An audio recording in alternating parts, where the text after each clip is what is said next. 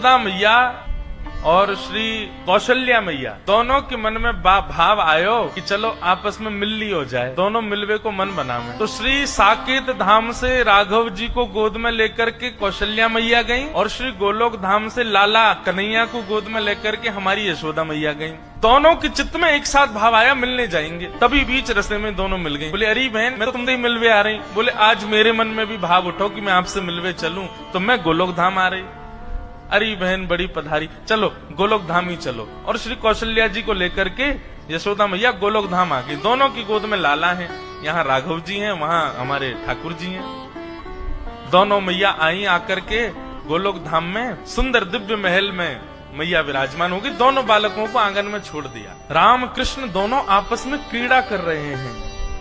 ऐसी लीला का दर्शन भक्त कोकिल कर रहे हैं। हमारे लाला थोड़े से नेक, बस दोनों में अंतर पहचानना हो तो एक ही तरीका है। बोले क्या? इनके नयन गंभीर हैं, इनके चपल विशेष। बोले जब राम जी को देखोगे ना तो राम जी के नेत्रों में आपको गंभीरता दिखेगी। बस नेत्रों से ही पहचाना जा सकता है, बाकी नाक, होठ, कान, गाल, हाथ, पैर सबरे गदमदरा से हैं ठाकुर जी। दोनों एक जैसे हैं। फिर इधर कभी इधर घूम जाए बंदर की तरह, कभी उधर कूद जाए। बोले ये कन्हैया है।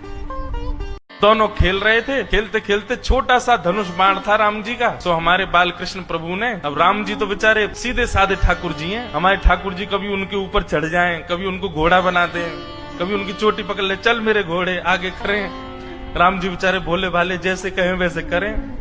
इतने में ही हमारे ठाकुर जी ने उनका छोटा सा धनुष जो था वो उनसे छीन लिया। अब बेचारे राम जी ऐसे भी नहीं है कि कहीं रोने लगे हो, चीखने लगे हो, बेचारे ले लियो तो ले लियो, चुपचाप देख रहे हो उन्हीं को। तभी सायंकालीन सत्र हो गया। दोनों मैयाओं की आपस में भेंट हुई, खूब बढ़िया प्रसाद पाया। अब मैया बोली, कौशल्या मैया चलो बहन अब मैं चलूं वापस, फिर कभी आऊंगी दोबारा, अब की बार आप आना साकेत। यशोदा मैया बोली अब कहा बताऊं, जे बंदर की सी हड्डी है मेरे लाला के अंदर, इतना ऊधमी है या को कहीं ले जावे मुझको डर लगे, सब तोड़ फोड़ देवे, लेकिन फिर भी मैं आऊंगी कभी। दोनों माताएं आपस में मिल ली। अब जैसे ही वापस जाने लगी यशोदा मैया, श्री कौशल्या मैया, दोनों बालक खेल रहे हैं और धनुष बाण हाथ में लिए कौन बैठे हैं? श्री ठाकुर जी। तो धनुष बाण देख करके कौशल्या मैया ने सोचा यही है राम जी। सोई हमारे गोपाल जी को गोद में उठा लिया और ठाकुर जी को लेकर के श्री कौशल्या मैया साकेत को जा रही और राम जी रह गए वहीं गोलोक धाम में। दोनों बालक अदला बदली हो गए। ठाकुर जी भी इतने चतुर, बोले ही नहीं रास्ता में कि मैं राम नहीं हूँ। दोनों बालक अदला बदली हो गए। ठाकुर जी भी इतने चतुर, बोले ही नहीं रास्ता में कि मैं राम नहीं हूँ। वो भी पकड़ के जा रहे, दिख के तो हूँ साकेत कैसो है, या राम के सखान को मजा चखा के आऊंगो। अब यहाँ राम जी भी बेचारे चुपचाप बैठे, ना रो रहे हैं ना बोल रहे हैं कि मेरी मैया चली गई है। यशोदा मैया गोद में लेकर के घूम रही हैं। अब दोनों माताओं की स्थिति कैसी है? यशोदा मैया तो पूछ रही है, बोले लाला तो कहाँ है गो, हैं तू ऐसे गुम सुम सो काई को बैठो है, कछु बोल रो है ना कछु कर रो है, ना उछल रो है ना कूद रो है, मक्खन खाएगो? अब राम जी बेचारे बोले गर्दन काई को हिला रो है, बोले चोना है हमको नहीं खाना है। जी कौन सी भाषा लाला? तू तो ब्रज भाषा बोले, ये तेरी ब्रज भाषा तो है ना लाला, तू बोल का रो है? अरे वो कौशल्या को छोरा आयो राम, बातें सीख गए हो क्या, या भाषा है? राम जी चुपचाप बैठे, अब क्या करें। और वहाँ स्थिति क्या है? वैसे ही ठाकुर जी पहुंचे साकेत। अब तो वहाँ तो बड़े शिष्टाचार मर्यादा रहती है। दशरथ जी महाराज भोजन करने के लिए जब बैठते हैं तो बगल में एक छोटा आसन लगता है, छोटी चौकी पर छोटी थाली में राम जी पाते हैं। लेकिन यहाँ साकेत, यहाँ गोलोक धाम में तो नियम है कि श्री नंद बाबा की गोद में बैठ जाएं ठाकुर जी और उन्हीं की थाली में से खाएं। जो नंद बाबा खा रहे हो हाथ पकड़ ले, पहले मुंह खवाओ फिर खाइयो। यहाँ तो ऐसी लीला है। अब वहाँ दशरथ जी ने कहा आओ राघव आइए बैठिए, खाते हैं साथ में मिलके। बगल पे आसन पर आकर के कौशल्या मैया ने बैठा दिया। ठाकुर जी बोले जे कहा है भैया ये आसन पर मैं तो कभी बैठो ना हूँ। तुरंत चढ़ गए और दशरथ जी की गोद में बैठ गए और गोद में बैठ करके वहीं बैठ गए। वहीं प्रेम, दशरथ जी को भी बड़ा प्रेम लगा। अरे देखो कौशल्या आज राम गोद में बैठ गए मेरी। शायद इनका भाव है कि गोद में बैठ के लोग आ करके देख रहे हैं और देख करके दूर से ही बलैया ले रहे हैं। आहा आज राम जी का कैसा प्रेम उमड़ा है अपने पिताजी के ऊपर। दशरथ जी खा रहे हैं और बीच बीच में बड़े शिष्टाचार से खवा रहे हैं ठाकुर जी को। ठाकुर जी के मुंह में उंगली जाए सो उंगली काट जाए दशरथ जी की। दशरथ जी की बोले राघव ऐसे नहीं करते।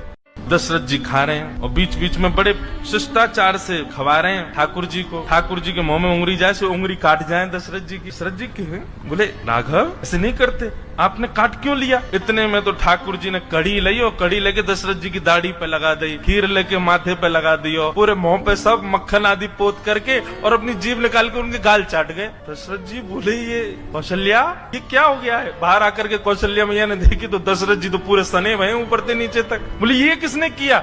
बोले ये राघव कर रहे हैं। ये कहाँ से सीख करके आ गए हैं ये सब? बोले अरे आज वहाँ गई थी ना मैं गोलोक धाम, वहाँ यशोदा का बेटा बड़ा नटखट है, कहीं उससे तो नहीं सीख लिया? लेकिन फिर भी राघव तो ऐसा तो कभी नहीं करते। इतने में तो राम जी उछल करके भाग गए और महाराज आंगन में जितने भी बढ़िया सुंदर गमला रखे सब फोड़ दिए उठा उठा कर। पूरा साकेत धाम आश्चर्य में बोले हो क्या रहा है? राम जी के बेचारे जो सखा हैं वे भी बड़े शिष्टाचार में आते हैं। हे राघवेंद्र सरकार, रघुकुल नंदन, हे दशरथ नंदन, हे कौशल्या नंदन, आप खेलने का समय हो गया, आइए विराजिए।